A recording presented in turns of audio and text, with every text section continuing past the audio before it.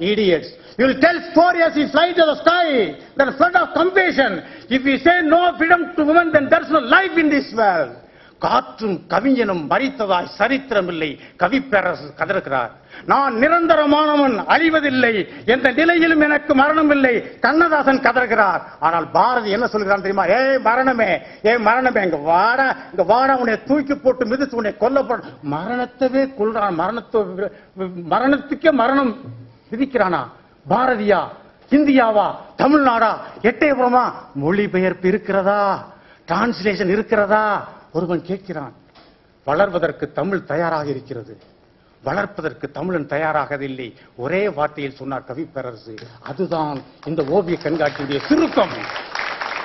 ஆஹா, பாரதியார் 20ஆம் நூற்றாண்டுல வாழ்ந்தானே, பாரதியாருடைய டிரான்ஸ்லேஷனை கேட்கிறானே.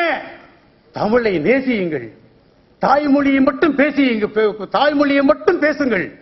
ஆங்கிலத்தில் பேச ஆசை இருக்குமே, ஆனால் தமிழ் வளர்ச்சிக்கு உபயோகப்படுத்துங்கள், உங்கள் வளர்ச்சிக்கு உபயோகப்படுத்துங்கள். ஆக தாய்மொழியை நேசிங்கள். ஆக 20ஆம் நூற்றாண்டுல வாழ்ந்த தமிழை நேசிக்கிறானே. ஆனா 2000 வருஷத்துக்கு முன்னாடி என் தாத்தன், என் பாட்டன் 2 வரியில பயங்கரமான தத்துவத்தை சொன்னானே. அதை சொன்னோம்னா என்ன ஆவானோ, என்ன ஏது ஆவானோ, திருக்குறளை கடிவாளம் போட்டு நிறுத்தினால் நிறுத்த முடியாது. அகர முதல எழுத்தெல்லாம் ஆதி பகவன் முதற்றே உலகு. Leads letters the ancient lords, leads and lords the entire world. துப்பார்க்கு துப்பாய துப்பாக்கி, துப்பார்க்கு துப்பாய தூமலை. The rain begets the food, eat and forms of food and drink concrete. கெடுப்பதும் கெட்டார்க்கு சார்வாய் மற்றாங்கே எடுப்பதும் எல்லாம் மழை. Destruction it may sometimes bore, but only rain can life restore. ஏரில் உளார் உழவர் புயல் என்னும் வாரி வழங்கொண்டிருக்கால். Unless the fruitful shower descend, the poor man sacred time must end. குணம் என்னும் குன்றேறி நின்றார், வெகுளி கணமேயும் காத்தலறிது. They wrath who claim the mount of good, but transient cannot be withstood. மனத்துக்கள் மாசில நாதல் அனைத்தரன் ஆகுல நீரப்பிற. In spotless mind virtue is found, not in soul swelling sound. கண்டார் உயிரினும் தோற்றத்தால் பெண்டையை பேதைக்கு அமர்த்தனக்கன். This heartless dam has darting eyes that reach the life of case. நீங்கின் தெரும் குருங்கால் தன்யனும் தீயாண்டு பெற்றால் இவள். Away it burns and cools at the air. Where from did she get this fire? இவ்வளவுதான் சொன்னீங்க. சேக்கோ இந்த ஆங்கில பேராசிரியர் ஓடி வந்து என்னை கட்டி தழுவி கொண்டு, ஐ பிலாங் டு கேரளா, நான் கேரளாவை சேர்ந்தவன். ஐ ஹேட் சம்திங் அபவுட் திருக்குறள் கொஞ்சம் நான் கேள்விப்பட்டிருக்கிறேன். ஆனால் பட் திஸ் ஃபெர்டிலிட்டி, இந்த ஃபெர்டிலிட்டி இவ்வளவு ஆழம் இருக்குன்னு தெரியாது. அந்த திருக்குறளுடைய மொழிபெயர்ப்பு எனக்கு இருக்கிறதா? கொடுக்க முடியுமா? வளர்வதற்கு தமிழ் தயாராக இருக்கிறது, வளர்ப்பதற்கு தமிழன் தயாராக இல்லை. அதனால் தான் சொன்னான், தேமதுர தமிழோசை உலகமெல்லாம் பரவும் வகை செய்தல் வேண்டும் என்று பாரதி சொன்னான். அப்ப டிவி இல்ல, அப்ப எல்லாம் உலகம் பரவ செய்ய முடியாது. இன்னைக்கு சொடக்கு போட்டனா பூமி உருண்டா கேட்கும். வளர்வதற்கு தமிழ் தயாராக இருக்கிறது, வளர்ப்பதற்கு தயாராக இல்லை தமிழன். கடைசியாக நிறைவு செய்கிறேன். திருக்குறள் இங்கிலீஷ் கொண்டு வந்தேன், சிலப்பதிகாரத்தை கொண்டு வருவேன், கம்பராமாயணத்தை கொண்டு வருவேன். தூக்கி எறிங்கயா என்னுடைய மண்ணின் கவியன். ஏலத்தெரியின் அருகில் முளைத்த முள்தெடியும் ஏலம் பிறந்த மண்ணிலேயே முளைத்திருக்கும் காரணத்தால் பெருமை கொள்ளும். அதுபோல வடுகப்பட்டி பக்கத்திலேயே நானும் பிறந்த காரணத்தால் ஆனந்த பொய்கை எந்தன் உள்ளமெல்லாம் பொங்குதையா கவிஞரே. சொன்னேன் நான். சாதாரணமான கற்பனைகள், அந்த கற்பனைகள் கவிஞருக்கு தெரியும். கவிஞருடைய எழுத்துக்களை கழுத்து வரை நிறைத்து வைத்திருக்கிறேன். அந்த விழாவில் சொல்ல போறதில்லை, அவருக்கு தெரியும். அந்த கற்பனைகளை மட்டும் ஆங்கிலத்தில் கொண்டு வருவதற்கு கொஞ்சம் அனுமதி கொடுப்பாரையானால், அந்த ஆங்கிலம் என் பார்த்த சாரதியின் மூலமாக அமெரிக்கா பரவி ஒபாமாவுடைய கண்ணுக்கு சித்துமையானால், ஒபாமா இருக்கையில் இருக்க மாட்டார். Standing was mister Vairamuthu. நீ மனிதனா, இறைவனா, கவிப்பேரரசுடைய தலையில் இருக்கிற மூளையா? அவருடைய சம்பந்திட்ட நேற்று கூட சொல்லிட்டு இருந்தேன், இவர் வாழ்கின்ற காலத்தில் வாழ்கின்றோம் என்று நாம் பெருமைப்பட வேண்டும். அப்படிப்பட்ட ஃபெர்டிலிட்டி. ஒவ்வொரு வார்த்தைக்குள்ள 1000 அர்த்தம். ஒவ்வொரு வார்த்தை என்ற drop of language is given a ocean of thought. ஒரு துளியில ஒரு சமுத்திரத்தின் அளவு கருத்தை கொடுக்கக்கூடிய வல்லவர் இந்த உலகத்திலேயே கவிப்பேரரசு ஒருவர் தான் என்பதை மறந்துவிட முடியாது, மறுக்கவும் முடியாது. அப்படிப்பட்டவர் சிறைக்குள் நாளாம் வாழ்வது மிக மிக சந்தோஷமாக இருக்கிறது. எல்லாம் சொன்னார்கள். ஓவியர் பார்த்தசாரதியை பற்றி கண் கலங்கக்கூடிய ஒரே ஒரு வார்த்தையை மட்டும் சொல்லிவிட்டு முடிக்க விரும்புகிறேன். எத்தனை பேர் நீங்க தாங்கிக்கிற போறீங்கன்னு சொல்லல தெரியல. இங்க வாப்பா அப்படின்னேன், இப்பயும் போட வாடான்னு தான் பேசுவேன். உங்களுடைய வாழ்க்கையில் லட்சியம் என்னடா அப்படின்னு சொன்னேன்.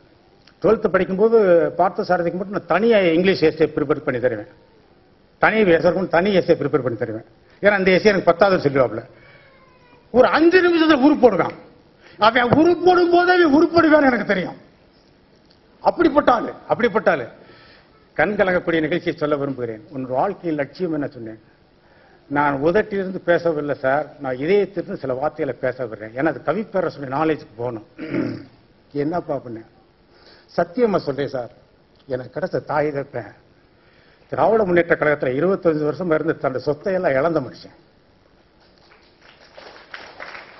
அரசியலுக்கே லாயக்கு இல்லாத மனுஷன். என்னுடைய ஆசை என்னன்னா, நான் பார்த்த நாடெல்லாம் எங்க அப்பா அம்மாவை காட்டிடுறேன் சார். ஒரு லட்சியம் முடிஞ்சு போச்சு சார். நான் எத்தனை நாடுல சம்பாதிச்சாலும் எனக்கு தேவை ஒரு வீடு, கொஞ்சம் சாப்பாட்டுக்கு அரிசி, இதுதே சார் வச்சுக்கிறேன். மற்ற காசெல்லாம் ஏழைகளுக்கு கொடுத்துருவேன் சார். சத்தியமா நான் வச்சுக்கிற மாட்டேன் சார். நான் ட்ரஸ்ட் ஏற்படுத்துவேன் சார். ஏழைகளுக்காக வேண்டி ஒரு ட்ரஸ்ட் ஏற்படுத்தி நான் சம்பாதிக்கிற காசை கொடுப்பேன் ஒழிய நான் தொட மாட்டேன் சார். ஆக நான் சம்பாதிக்கிற காசை எனக்கு என் முண்டாட்டி ஒரு பிள்ளைக்கு கொஞ்சம் வச்சுக்கிட்டு பிறகு முதியோர் இல்லத்துக்கு கொடுப்பேன் சார், ஆர்பனேஜ் கொடுப்பேன் சார். கண் கூட பார்க்க போறீங்க சார். ஏனென்றால் வாழ்க்கை நிரந்தரம் அல்ல சார். அடுத்த வினாடி என்ன நடக்கும் சொல்ல முடியாது சார். ஆகையினால எனக்கு வேண்டாம் சார், பணத்து மேல எனக்கு ஆசையே கிடையாது சார் என்று சொல்லக்கூடிய கருத்தை ஆணித்தரமாக வைத்து வாழ்ந்து கொண்டிருக்கக்கூடிய பார்த்தசாரதியுடைய விழா என்கின்ற காரணத்தினால் இந்த விழாவில் என் நீதி அரசு நிற்க வேண்டும். இந்த விழாவில் ஐயா மதிவாணன் நிற்க வேண்டும். இந்த விழாவில் மரபின் மைந்தன் நிற்க வேண்டும். ஏனென்றால் அவர்களெல்லாம் நடமாடும் மனித நேயங்கள்.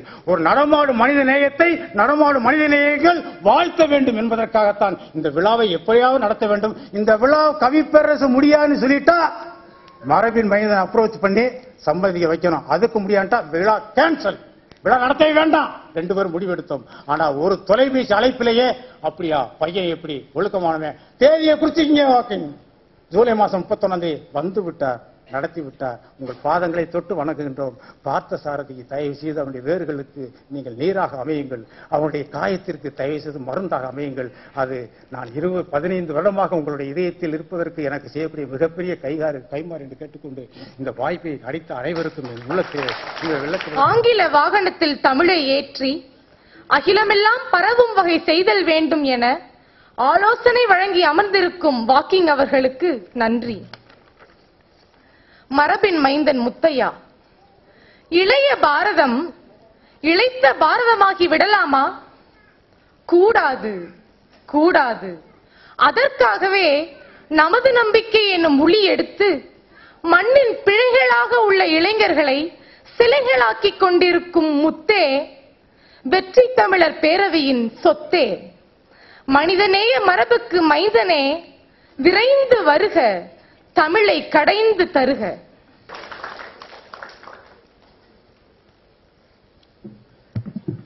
அனைவருக்கும் வணக்கம். ஒலிபெருக்கிக்கு பக்கத்திலேயே உட்கார்ந்திருப்பதால் நான் விரைந்து வர வேண்டிய அவசியம் இல்லை என்பதை முதலில் தெரிவித்துக் கொள்கிறேன். ஒரு உணர்ச்சிமயமான ஒரு கலைஞனை வாழ்த்துவதற்கு கல்வியாளர்கள், தமிழுக்கு தரப்பட்ட விருதாக விளங்குகிற கவிப்பேரரசர் அவர்கள் எல்லோரும் இந்த மேடையில் இருக்கிறார்கள். நம்முடைய விழா தலைவர் கல்லூரி தாளாளர் மதிவாணன் அவர்கள் செய்திருக்கிற ஒரு புதுமை எனக்கு வியப்பாக இருக்கிறது. தன்னிடம் படித்த ஒரு முன்னாள் மாணவர் சாதனை செய்தால் அவரை தன்னுடைய கல்லூரிக்கு அழைத்துதான் எல்லோரும் பாராட்டுவார்கள். ஆனால் இவர் தன்னுடைய முன்னாள் மாணவனை பார்ப்பதற்கு இந்நாள் மாணவர்களை இங்கேயே அழைத்து வந்திருக்கிறார் என்பது ரொம்ப ஆச்சரியமான விஷயம்.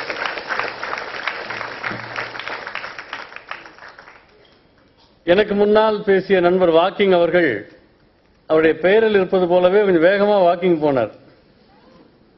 பொதுவாக வாக்கிங் போனா 40 நிமிஷம் போகணும் என்பது டாக்டர்கள் சொல்லியிருக்கிறார்கள். அது அவருடைய பேச்சிலேயும் இருந்தது என்பதை பார்க்கிறேன். மொழிபெயர்ப்புகளை எல்லாம் அழகாக சொல்லியிருக்கிறார். பார்த்தசாரதி அவர்களை பற்றி மதிவாணன் அவர்கள் சொன்னபோது, நாசாவில் அவர் வேலைக்கு போனார், வேலை கிடைக்கவில்லை. ஒருவேளை வேலை கிடைத்திருந்தால் அந்த துறையில் வேலை பார்க்கிற முதல் இந்தியர் என்ற பெருமையை பெற்றிருப்பார் என்றார்கள். ஆனால் அங்கே பார்த்தசாரதி இன்னொரு பெருமையை பெற்றார். நாசாவில் வேலை பார்க்காமலேயே சம்பளம் வாங்கிய முதல் இந்தியர் என்ற பெருமை அவருக்கு கிடைத்திருக்கிறது என்று கருதுகிறேன். அவருடைய ஓவியங்களில் பார்க்கிற போது கவிப்பேரரசு அவர்கள் கவிதையிலே சொன்னவற்றை, பாடல்களிலே பதிவு செய்தவற்றை தன்னுடைய தூரிகை கொண்டு அவர் ஓவியங்களாக உருவாக்கி தந்திருக்கிறார். அவர் என்னிடத்திலே சொன்னார், அவருக்கு ஒரு 5 மாத ஆன ஒரு குழந்தை இருக்கிறது. இந்த 5 மாத காலம் அந்த குழந்தையோடு நான் செலவிட இயலவில்லை, இந்த ஓவியங்களிலே தான் கவனம் செலுத்தினேன் என்றார். கண்ணதாசன் சொன்னார், ஒருவரின் துடிப்பினிலே விளைவது கவிதையடா, இருவரின் துடிப்பினிலே விளைவது மழலையடா என்றார். அந்த ஒரு குழந்தையை ஊரிலே விட்டு இங்கே நூற்றுக்கணக்கான ஓவிய குழந்தைகளை உருவாக்கி இருக்கிறீர்கள் என்பது உங்களுக்கு கிடைத்திருக்கிற இன்னொரு பெருமை. ஆதலினால் சில நல்ல ஓவியங்களின் தந்தையாகவும் நீங்கள் நிற்கிறீர்கள் என்பதில் எனக்கு மகிழ்ச்சி. அவர் ஓவிய தமிழ் என்ற பெயரை ஏன் கொடுத்தார் என்று இந்த ஓவியங்களை பார்க்கிற போது நம்முடைய தமிழ் மரபில் சொல்லப்பட்டிருக்கிற சிந்தனைகள், கோட்பாடுகள், இவற்றினுடைய நீட்சியாக அவர் தன்னுடைய தூரிகையை நீட்டியிருக்கிறார் என்று தெரிகிறது. குறிப்பாக தான் வாழும் காலத்தில் தன்னால் ஆராதிக்கப்பட்ட ஒரு மகா கவிஞனுடைய வரிகள் அவர் தூரிகையை எவ்வளவு தூரம் இயக்கியிருக்கின்றன என்பது கவிஞனுடைய படைப்புகளை படித்துவிட்டு பார்த்தசாரதியினுடைய ஓவியங்களை பார்ப்பவர்களுக்கு இன்னும் நன்றாக புரியும். பொதுவாக கவிதைக்கு எழுத்திலேதான் விளக்க உரை தீட்டுவார்கள். கவிஞர் படைப்புகளுக்கு தூரிகை கொண்டு விளக்கம் எழுதிய முதல் ஓவியர் பார்த்தசாரதி என்று நான் கருதுகிறேன்.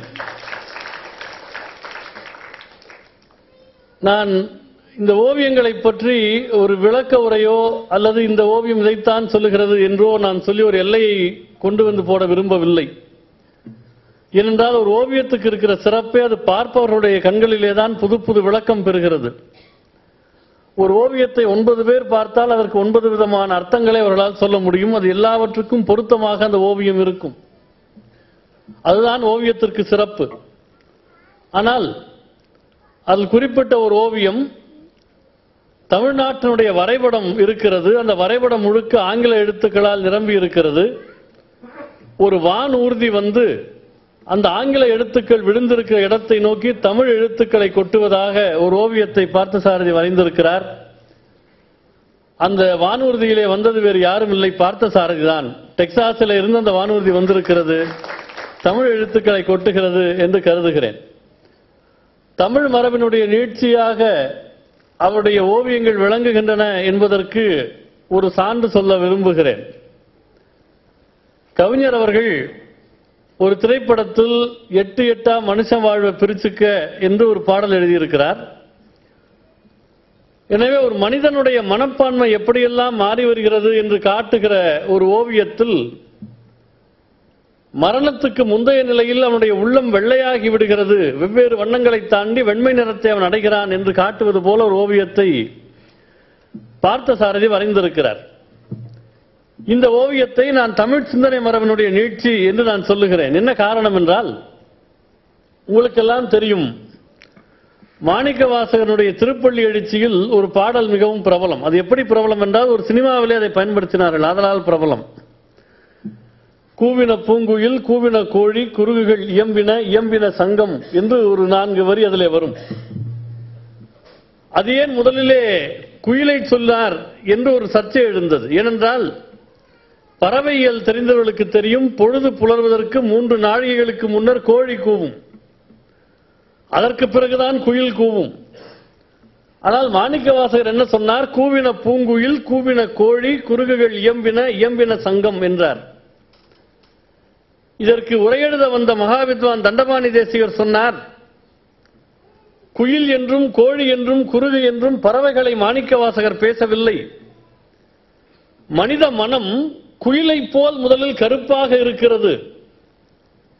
இறைவனுடைய நாமத்தை சொல்ல சொல்ல அதனுடைய கருமை சற்றே நீங்கி கோழியினுடைய நிறத்தை அடைகிறது. அதற்கு பிறகு மேலும் அதனுடைய கருமை நீங்கி குருகு போல் கொக்கு போல் வெள்ளையாகிறது. தொடர்ந்து இறைவன் நாமத்தையே சொல்லிக் கொண்டிருந்தால் வெண்சங்கு போல் முழுமையான வெண்மை அடைகிறது.